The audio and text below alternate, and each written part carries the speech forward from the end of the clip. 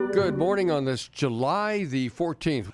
Sometime back, we had Ron Campisi on. He is a retired law enforcement officer from the City of Angels, Los Angeles, California. I got a lot of good feedback, especially from law enforcement officers who were listening, and we're going to talk more about his career in this hour. He's a retired night supervisor with the LAPD. He was a crime scene investigator. He spent 20 years on the job, 13 years of those as a supervisor on the night shift. If you heard him on our last program, you know they call that the hours of the spirits of the dead. The busiest shift for crime scene investigation mostly takes place from 2 to 4 o'clock. He investigated over 3,000 cases, and that involves some well-known celebrities such as Biggie Small and Michael Jackson. He considers his career an honorable one. He had no regrets. He feels he made a difference, as law enforcement officers I know do, and they all get my respect. He did some good in his career. And as I said, that's what the majority of officers everywhere feel that they do. He has a podcast, Dying in La La Land. There are stories of his actual experiences. We'll talk about some of those experiences. There are some that we can't talk about because of the circumstances. So if you go on to Google Dying in La La Land, you'll pull all of those stories up. Ron, thank you so much for joining us again today. My pleasure, Mike. Before we get into your career as a police officer, that is an honorable profession. Is that something that you learned from your family, from your father? You were telling me before we went on the air that he served in the military and he died in Germany. He died in Germany of wounds received when he was in Vietnam. He was with the 82nd Airborne. I heard this story at his funeral. Reburial. What happened is that he was buried in Germany in a private cemetery. He wanted it. He loved Germany. He died there in a classroom teaching. He died of an aneurysm caused by a leg wound, a blood clot that killed him in the classroom. It was devastating for me and my 5 sisters. 30 years later, we had to rebury him because Germany only allowed him to be buried for 30 years. Senator Warren from Virginia intervened. I contacted the White House. At that time, they did not. And he got permission to reinter him at Arlington. I still remember that day. He was in the, like I said, Airborne Division, going back to the Korean War. Actually, I spent all my savings to reinter him at Arlington with his band of brothers. There's a section for the 82nd Airborne and 101st. He served in both. And it was my honor to do so. And in fact, when I was younger, I wanted a military career. Actually, I wanted to go to West Point. Life intervened, and I was unable to do so because of physical injuries I sustained at that time when I was in high school. And then again, I took another choice in life, and I eventually joined the Los Angeles Police Department as a crime scene investigator. Like I said, and you said, I have no regrets about what I've done in my career. Los Angeles, I looked up some statistics in the city itself. 3.9 million people. In the county, 9.7 million people. That's somewhat, 13 million people compacted in a relatively small area. Compared to New Mexico, we have in this city something like 32,000 people. In our county, maybe 63,000. Only 2 million or so people live in the entire state of New Mexico. And there was a time when I thought, crime is the same everywhere. And after listening to your podcast and after talking with you on the previous program that we did, I really don't think I believe that. Los Angeles, Hollywood, that's the land of broken dreams, and people come out to become famous, and that doesn't necessarily happen. And you have just folks who need to survive, and crime running rampant, and sometimes things happen that just wouldn't happen anywhere else, and you saw that on a daily basis. Yeah, that's correct. Talking earlier about the case of, I call it, I left my heart on the Hollywood freeway, where people come here, they get built up and whatever. They come from what I used to call Peoria, other places. They come here. They realize that their dreams aren't going to take place, that they're not going to be the big stars, the big, this and that. They're not even, and they're struggling. Story, I left my heart on the Hollywood freeway, was about a young man who was so distraught that he eventually jumped off the Sunset exit of the Hollywood freeway bridge, and right near the what they call the on-ramp. Dramatic scene, entire freeway closed, people were watching, homeless guys, and they were surprised he jumped. And what happened, he got caught on the razor wire. They put razor wire on the signs because people graffiti them, the freeway signs. He got caught on the razor wire, and he was dangling there for a little bit, and they could hear him. He was so grateful. He was thanking God that he wasn't going to die. He had regret. And eventually he dropped onto the freeway.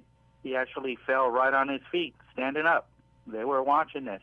Big truck came by, and you just have to go from there what happened. And he did not survive. I have known some folks who have made decisions such as he did, and afterward you wonder what was going through their mind. Why couldn't they say, hey, I need some help? But that's magnified when you bet everything on a dream and that dream doesn't materialize. That's true, but the thing is, we got to look at our lives. You got to have a good support network, either family, friends, and it's also a good thing to have a good network from a good church and other people. You have to talk about it. You have to talk about these things because, as I mentioned before, seeing all these crime scenes, death and destruction on a daily basis, it affects you. Even as a law enforcement person, it affects you deeply. You could go on hundreds of cases. You could say, oh, I'm the strongest person in the room. But you got to understand, somebody's always stronger. And then that's just that one case will get you. Just that one case you're on. It will just flip your world upside down, and you start thinking, and then again, to go back to people being actors and other professions, things don't happen the way you think they're going to do. It's not meant to be. It's not means you're not talented, and it's the same way with life.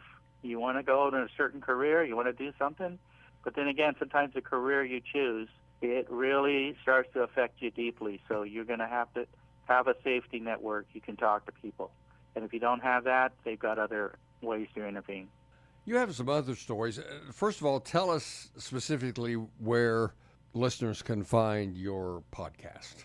You can find it you can go online. You can Google it. It's on all the major stations, Apple, and just Google Dying in La La Land. It will come up. And the podcasts, they're free. Like I said, these podcasts are relating certain unusual stories that I've been on. I'm not talking about celebrities and this, because you know why? Everybody knows about the celebrity, this and that, and besides. I'm just talking about us regular people, what we encounter, what life encounters. One, talking about one veteran, he had died in his home. And again, about intervention and friends. They did not find him for 35 years. And is that Mr. Shamish, Light One Candle? Yeah. In Highland Park? That's right, Mr. Shamish, Light One Candle. He was a World War II veteran, Silver Star winner. Wife had passed away earlier. We die. But the thing is, again, for someone to be in their home for 35 years, and they did not find him. And I still remember the mail was piled up. All his bills had been paid automatically. The one thing is, people did not know he died, but I remembered him. I kept him in mind, and that's why I wrote about him. Because you see, this is the thing. Whether they find you immediately, you're with your family, or 35 years, it doesn't matter. Your sacred honor still matters, and what you did in this world, the good that you did. In that way, I still honor Mr. Shamish for his service and for his life.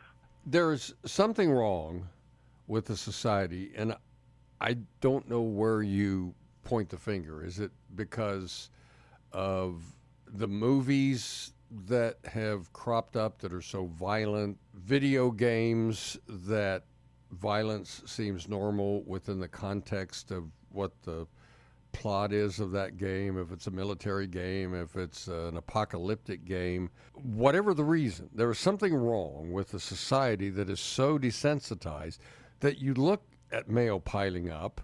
Did the mailman or the mail person not notice? that you just ignore that for 3.5 decades? This is just something to do with the way things are right now. We were talking about, desensitization. Yes, media desensitizes people. And right now, I still see a lot of movies. I see a lot of TV programs. Some I watch, there is hope in them. There is hope for the people. Others I watch, someone watching this could say, why is it that, there is actually no hope left in this world? We're all just going to end our society, end our whatever in a very violent, apocalyptic manner. And the thing is, though, you can believe that. But as I told some very nice people came to my door one day, speaking about the apocalypse and speaking about this and end times, and I told them, I hear you, but I am here to prevent that from happening in this world. I will not let that happen. They quietly walked, these two young, they were youngish, middle-aged women walked away. They just kind of looked and nodded. Why can't we instill more hope in people? There is violence in this world, Mike. But then again, violence exists. It's how you handle it, whether you stop it. And even in your heart, maybe you can't do anything at a time or physically, but you can say, this will not stand. I will never accept this towards myself or other people. And in that way, hopefully that'll be depicted in more media as opposed to watching a movie or spending your time watching a program and say, oh my goodness, after I just watched this, I don't know any more about this world. I don't think there's any hope for me and my kids. And that, to me, is not the way things should be. You should never invest your time, and it's the same way. We've been through this in society for a long time. Yes, there are darker times, and I think that possibly we may experience that even more than we are now. But we have to get through it. We do this through how we feel about this world and the hope we feel about ourselves and our kids and their futures. Interestingly enough, a few weeks ago, the law enforcement community here in Alamogordo and the county, Otero County State Police, all participated in an active shooter training situation. They were in a classroom one day. We have an old school that's no longer in use, and then they practiced going into that school and dealing with a number of situations. You wouldn't think that in a community this small that would have to be something you would worry about. We're not the big city. Unfortunately, evil, and that's what it is, evil is everywhere. On that note, I did work for a think tank, government-sponsored think tank called RAND Corporation at one time, and they studied terrorist acts, and they studied other things. And what people got to realize is that in any community, you're going to have distraught people, young people especially. That's why the intervention has to come before the shootings take place, before the intervention has to happen, before they go into a classroom. But then again, you got to realize this too. If there is going to be a terrorist act, either by an individual, it can take place in any community in the United States, anywhere. And you have to be ready for it as an individual. In other words, if it happens, you got to deal with it. And yes, you got to go into a situation sometimes, and you're going to be afraid. You're going to have to summon up that courage. But you see, you have behind you human history of what they call people who wanted to freedom in this world. They didn't want to be oppressed. You have that history where they had to fight back any means they had. And the thing is, though, what I'm saying, if you don't have that spirit, and you have to keep that you will, as an individual, either law enforcement or not, look at your community, look at individuals, because it doesn't have to be a, quote, terrorist act. It just could be what they call social terrorism, which I've seen a lot of, which is mostly what you see in the big cities. And so that's why it's great to have the training. I had the training, but then again, when you're actually on an event and you're what they call under the gun, all that training you're going to have to remember, and you're going to have to put it into practice. And most important, you got to summon up that courage that is there, the better part of our culture. That's why the United States exists. Let's go ahead and take a break. When we come back, let's talk about some of the other situations that you discuss on your podcast. You tell these stories, obviously, from a first-person point of view. You can tell that you're not just reading a script. This is coming from your actual experiences. Are you ever going to put these down in a book?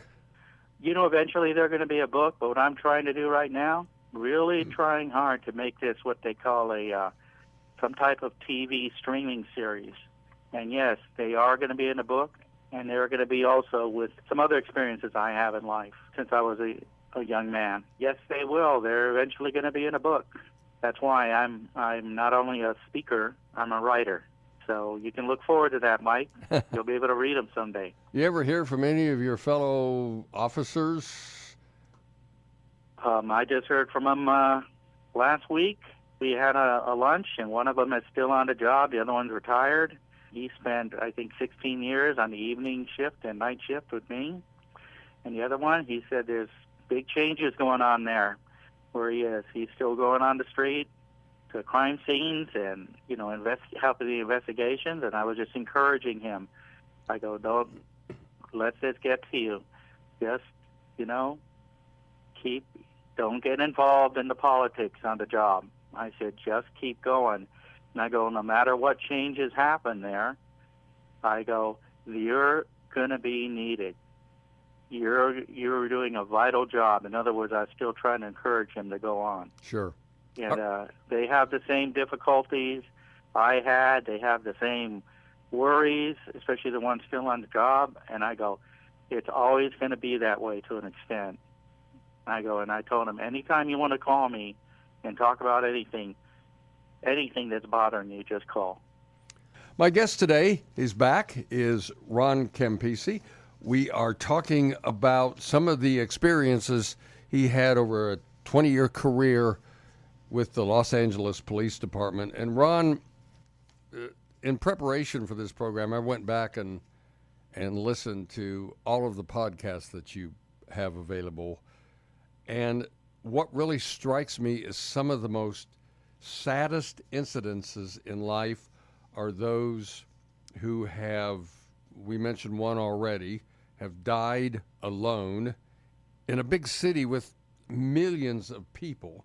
One of them was the Falcon Gunner and the Snowman. And the kids who get caught in impossible situations and suffer because of it. You just brought to mind, first of all, the Falcon Gunner and the Snowman is about someone who served his time. And, the thing is that, being in law enforcement, you figured I'd say this person's evil, this person's good. It is not that simple. It is not that simple in life. It all depends on your actions. I do believe people are able to redeem themselves. Falcon Gunner and the Snowman, parolee, he got out of prison trying to get his life together. But he knew a lot about what was going on in the drug trade. He was involved in it. And sure enough, his former employers didn't think he was going to keep quiet. So they basically, that's one of the few assassinations I was on. He was assassinated in his home, small apartment, again, Hollywood, East Hollywood, where the Venetian blinds, a small slit was cut open, and the barrel of a Falcon gun put quietly through the Venetian blind. And by the time he looked down, they had fired that shotgun into his chest. He died about 3 hours later because of capillary action, which means they could not stop the wounds. And another case that was one of the hardest, and this is again talking about, quote, urban terrorism. AK-47s were very popular in Los Angeles to be held by gang members. And this is called Milk in the Blood of Innocence. And it was about a young boy sent by his grandmother to a small market. And you have those in Alamogordo, you have them everywhere, get a gallon of milk for his siblings. And he went later at night to a small market, came by, they raked the side of the market with AK fire to try to hit some rivals. Well, they hit him. A 10-year-old boy, they hit him. shot him right through the milk container, and of course he died right there. That night, there was another big case going on. That's why it was kind of a tale of two cities. Big kidnapping, all the resources had been pulled out, relative, and this was a gazillionaire, put a lot of pressure, and yes, they got the little boy back. And the only thing is, they pulled all the resources out of South Los Angeles. I was there with one detective, and we handled the entire scene with 2 officers guarding. And these officers, LAPD trains their officers well. No, they did not have urban rifles. One had a shotgun at the ready, the other one had a pistol at the ready, and they were vigilant. Because the reason why, they come back. Those shooters will come back. And so we finished the investigation quickly. The coroner was very, very accommodating to the grandmother who showed up, accommodating that she showed him the body of her grandson, who was 10 years old. Nice to remember. He had put him in kind of a shroud. He carried the body. He did not strap it on a gurney. He carried the body to her, and he allowed her to say goodbye. And then it was put in an ambulance. They went away, and we went away. And the thing is, again, you have to ask yourself, how is it we're in a society where 10-year-olds, and this happens everywhere. That's why when I denoted the radio broadcast, I did not denote race. I did not denote, anything except gender. And the reason why, it could have been anyone. I just noted his name was Reggie. Why is it? And of course, it's better now. These don't happen on a monthly basis or weekly basis. In the United States and in the world, these things happen all the time to what they call collateral damage. That's what they call it to make it nice, to kids. And it shouldn't be that way in this world. Did you do anything with the Night Stalker, Richard Ramirez? Richard Ramirez, actually, I did not do anything with Richard Ramirez, but then again, he was in what they call a stone's throw from here in some townhomes. He was there. He was a very, very vicious man. He was a sick man. They forget is that the people who caught him were community members. They caught him. He had tried to do something in some neighborhood in the east side of Los Angeles, which is mostly Hispanic, great people, Hispanics, and they caught him, and man, the sheriff's department had to intervene before they were going to pretty severely deal out some punishment on that man. Ironically, I was just talking about that 50 years ago, a little over 50 years ago. I was assistant manager in a hotel. I had dropped out of college. I didn't know what I wanted to do, but sometimes you got to take that break.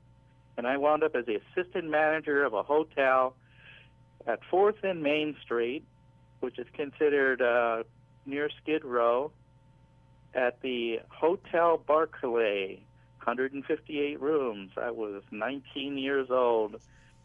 They had another stalker that visited there. He was called the Skid Row Stalker.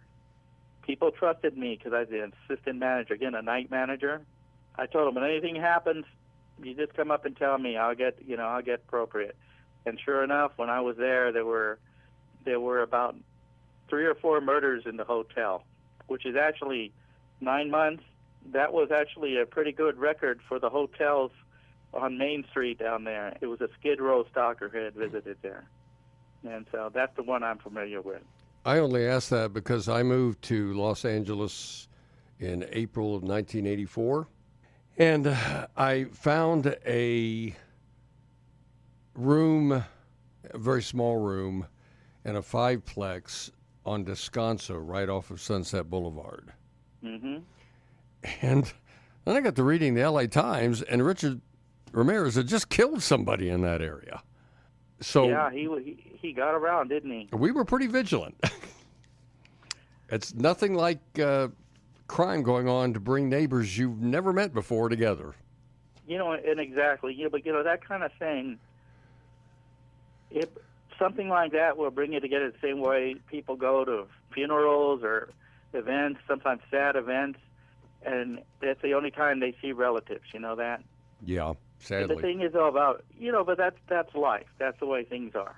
I want to tell you, I do love Irish funerals. Okay, there's pretty joyous events, and in other words, I've seen so much death. I do feel that is not the end all. But to get back to it, we don't know our neighbors anymore, or it's hard. You know that even if your neighbor is 5 miles away, you still should get to know them, because you know why, Mike? Most of us, the majority of us in this country are good people. We want the best for each other. We want the best for this country.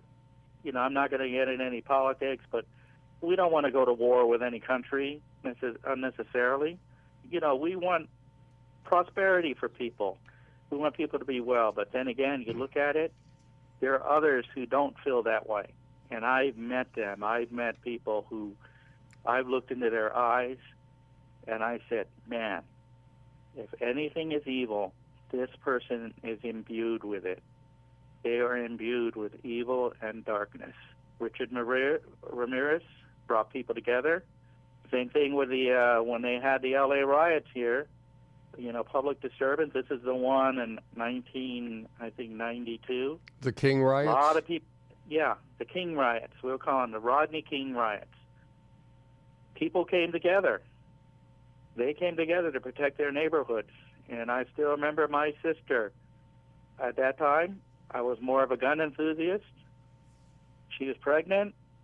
She was living in the South Bay. They were breaking into homes. And she said, can you loan me a pistol? And I loaned her a pistol with ammunition. She was about 7 months pregnant, washing the dishes. And actually, the pistol I loaned her was kind of expensive. It was called an American Eagle Luger. She was there, and she was washing the dishes, had her bathrobe on, and she had that tucked in her bathrobe just in case anybody came in, because she said, I'm going to protect my family no matter what. Nobody is going to come into my house, break in, and do us harm without a fight. And I'm just saying that if you want to equate my family, we could be considered what they call in a good way, the fighting Campeses. How's that? We do not put up with a lot of crap from people. We are tolerant. We will listen. And I got to tell you, I will cross the street if I see there's going to be a confrontation. I go, you know what? Let me just cross the street. I'm going to give you plenty of room. But if there is no alternative, well, then there's no alternative. I'm going to stand up for myself and my family. Let's go ahead and take another break. Dying in La La Land, that's L-A-L-A, La La, La La Land, are stories of Ron's actual experiences. He discusses them on that podcast. As you heard, in the future there could be a book out. Some of them are shocking, some of them are amusing, some of them are disgusting, but it's your personal work history, and I'm not a big believer in sanitizing or rewriting history. And I would imagine every officer could probably tell stories. Some of them choose not to. I know Joseph Wambaugh did. Some of them would just rather move on with their lives, go on to the next phase. But you have chosen this creative outlook. There are, in all of your podcasts and all of the tidbits, there's really in each one of them kind of a point to be made that, yes, this is happening in another location, but something similar could happen here, or you might be visiting someplace and something could happen. So you should always be aware of your surroundings. As you said, you'd cross the street just to avoid a confrontation. I know all of us personally don't want to be victims, and there are messages in your story, and I got something out of every one of them. Thank you for the compliment, Mike. The thing is, though, about life itself, I look at where I am now, and, literally the chapter closed, and that's why I would rather tell these stories. They actually, in a way, help me when I tell them. Dying in La La Land, people think, oh, it's just about dying or near dying or unusual stories. The thing is, though, the overall thing about dying in La La Land, think about all the law enforcement officers who have to investigate these, especially in a big city. All right? Sometimes, like I said, there's only a few because of circumstances and how it affects us. And we're trying not to die in La La Land. We're not, in my personal experience, I did not want seeing all that to really influence me to the point of why I saw that there was no hope for us, for mankind. Because the thing is, though, Mike, in all that, I was trying not to die, to kill my spirit in La La Land. And the thing is, though, those stories, yes, they exist, even good old Alamogordo and other communities. But then again, I'm just saying we're trying not to kill ourselves, our spirit. This is a really, really great country, Mike. You know that. Mm-hmm. And we cannot let a vast minority of people get to the point of where they have either killed our spirits or have just made us feel that there is no future for us and this world and this country. We can't feel that way. In other words, La La Land, I equate to Los Angeles, that's where we cannot die. So that's why I still have great hope for the world, great hope for this country. The world I am concerned about, but I cannot do that much about outside the United States, even outside of my own community. But the thing is, though, I can do something. That old analogy, you can't save everybody, but you can save a few. In other words, what I'm saying is to help a few people, just the people around us. And a lot of times, it's just our family. But then again, we can also help the community. I have really enjoyed this conversation, Ron. We're going to have you back because there are so many other of your podcast stories I'd like to talk about. I'm going to paraphrase something here that about the times we live in. This is from a great writer in the past. This is the best of worlds. This is the worst of worlds. This is the season of sages. This is the season of fools. This is the moment of faith. This is the moment of doubt. This is the time of goodness. This is the time of evil. This is the spring of hope. This is the winter of despair. We have everything. We have nothing. We are going to heaven. We are going to hell. It's how your outlook is in this world that's going to determine our future. We decide what we want and what kind of world we want to live in. And I've already decided. I've decided I'm going to live with hope. I will not in any way ever compromise what is referred to as my sacred honor in this world. That is why I am who I am. We're out of time. This has been The Michael Shinabery Show.